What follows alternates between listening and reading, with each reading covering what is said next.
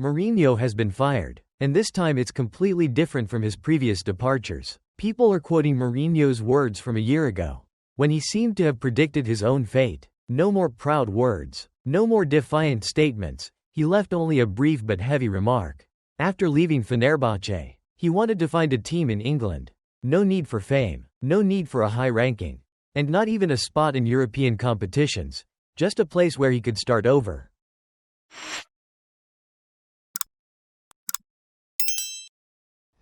To be honest, that remark was heartbreaking, not just because it came from Mourinho, a coach who once stood on top of Europe, a symbol of victory, a special one, who, when mentioned, instantly brought to mind the Champions League and trophies. It's sad because it shows that even he has realized he's fallen out of the meta. Returning to England, Mourinho will no longer be the man who held his head high at Old Trafford or Stamford Bridge. No longer the one who threw out bold statements before a final and then won to prove them right. Now, he's just a coach trying to rediscover the breath of football, to relive a little of the old feeling, back when pragmatic defensive tactics, pitch-length goal celebrations, and mind games that drove opponents crazy defined the Mourinho brand. Fenerbahce, in the end, was only a stopover, a temporary station, a place for Mourinho to test himself, yet it ended in disappointment. Perhaps now Mourinho has felt the weight of pressure and realized that his place in modern football is no longer at the summit. The football world has changed. The Champions League is now the stage for other names.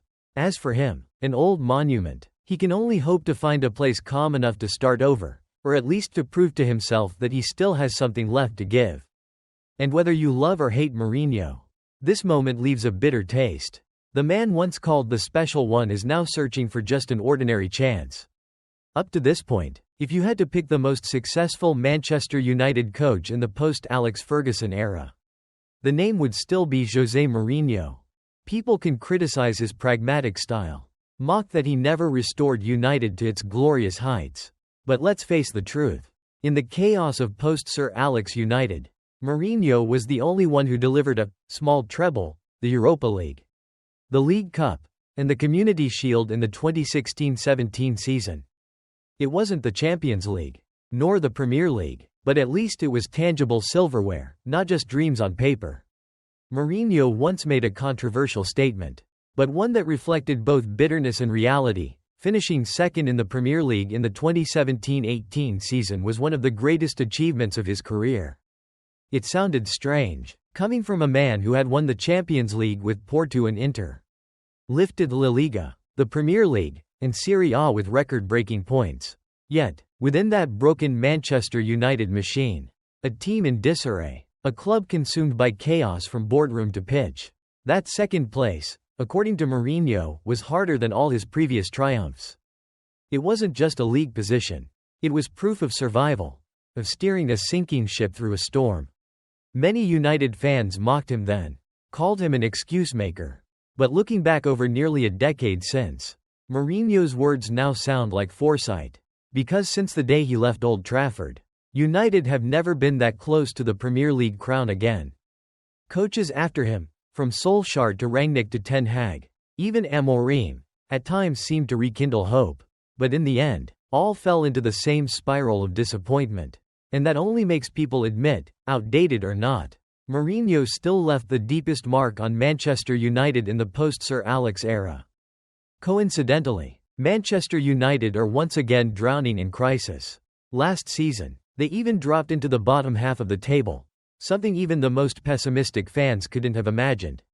A club that once ruled Europe, once defined by legendary icons, is now struggling just to stay in the Premier League's top 10. Everything at Old Trafford feels like a mess. The new board hasn't found the formula. The signings haven't clicked. And the coaching bench has yet to see anyone truly capable of controlling the chaos. In that context, Mourinho's words make people think. He wants a team in England, no need for fame.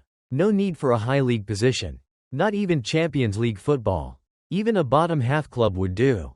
As long as it's a place where he can start again. Lately, it almost feels like he's hinting at Manchester United themselves. A once great club now fallen so far that it perfectly fits the criteria Mourinho just described. And when you put his words side by side with United's reality, They strangely align. And even while in Turkey, Mourinho probably always kept in the back of his mind the thought of one day returning to England. That's why some people joke, why not reunite? Mourinho returning to Old Trafford, not as a savior bringing back trophies, but simply to start over, with a club that itself also needs to start over. When he left in 2018, critics called him negative, outdated, not modern enough. Yet nearly a decade later, United still haven't found a manager who's brought them closer to the Premier League title than he did. Who knows, maybe a reunion under such ironic circumstances could turn into a fascinating story. Mourinho, the once special one, and Manchester United, the fallen giant, both trying to rediscover a bit of light, even if just a faint spark in the darkness. And if Amorim gets sacked, could Manchester United once again open the door to another Portuguese, this time Mourinho? All things considered, Manchester United's history has always had a special bond with Portuguese football. From Cristiano Ronaldo, the gem Sir Alex picked up from Sporting, to Carlos Queiroz, the loyal assistant once seen as Ferguson's right-hand man. Then came Nani, a player as explosive as he was inconsistent, yet one who left behind plenty of unforgettable moments. And now, it's Ruben Amorim, the man carrying the hopes of building a modern Manchester United, yet standing on the edge of the cliff if results keep going downhill. Within that chain of Portuguese connections, Mourinho himself was once a special chapter. He arrived at Old Trafford when the club was unsteady, delivering their last tangible trophies in the post-Sir Alex era. And though his departure was far from smooth, Mourinho still left a mark that cannot be erased. That second-place finish in the Premier League, which he once called the greatest achievement of his career, now looks almost prophetic. Because no manager since has brought United any closer to the crown. If Amorim were to leave, the prospect of Mourinho reuniting with Manchester United sounds at once ironic and strangely believable. A Portuguese coach, long dismissed as outdated, searching for a club to start over, and a fallen giant, now resigned to the identity of a mid-table side. According to Mourinho's own words, both are wounded, both have lost something, yet who's to say that a second encounter wouldn't spark a new chapter? Whether a tragedy or an unlikely miracle, no one can be sure. Since the post-Sir Alex era, Manchester United have tried almost every formula. They often placed their trust in managers celebrated for their footballing philosophy, like Louis van Gaal, famed for his philosophy of control, yet he never brought the spark. They once took a gamble on David Moyes, the chosen one, a young manager at the time, expected to inherit Sir Alex's legacy, but he was quickly swallowed up by the pressure. Then came Erik ten Hag, carrying the reputation of a well-schooled tactician from Ajax, with the promise of building a modern Manchester United. And now it's Ruben Amorim, another young face, seen as full of potential and well-suited for the modern game. Yet once again, all that remains is something unfinished, philosophies that never truly take shape at Old Trafford. On the contrary, it's rare for Manchester United to choose a manager capable of looking down from above, imposing authority on the dressing room, and molding individual egos into one unified force. Mourinho is one of those rare cases.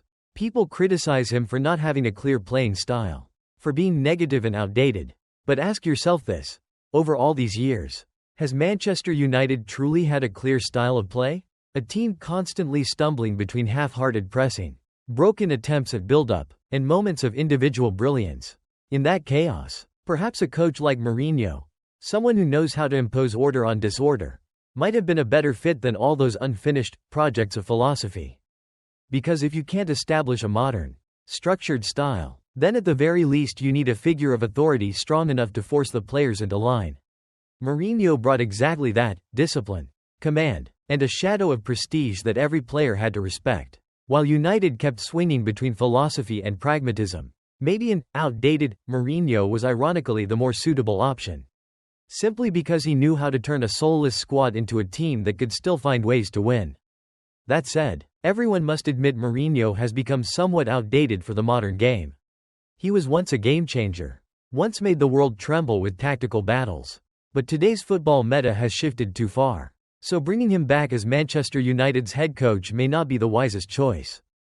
However, the name Mourinho at Old Trafford could still mean something special. Not necessarily as the man on the touchline, but as a symbolic figure, someone in the background, or even an advisor injecting fire and teaching the art of managing egos. Because the Portuguese master has never lacked cunning, grit, and the boldness to stand up to anyone. He's like water from the source. A reminder that being past your peak doesn't mean you've lost all value. Mourinho didn't just bring victories, he brought spirit. The spirit of a man who knew how to withstand pressure. How to use his aura and authority to keep big personalities in check. And that is exactly what Manchester United lack most right now. Maybe he's no longer fit to build a new playing philosophy. No longer has the time to chase modern pressing or intricate build-up. But to deliver a psychological jolt. To make the dressing room bow its head and fall in line. Few in the world could do it better than Mourinho. And who knows? In a different role, he might just be the secret ingredient to help Manchester United rediscover the taste of victory they've long forgotten.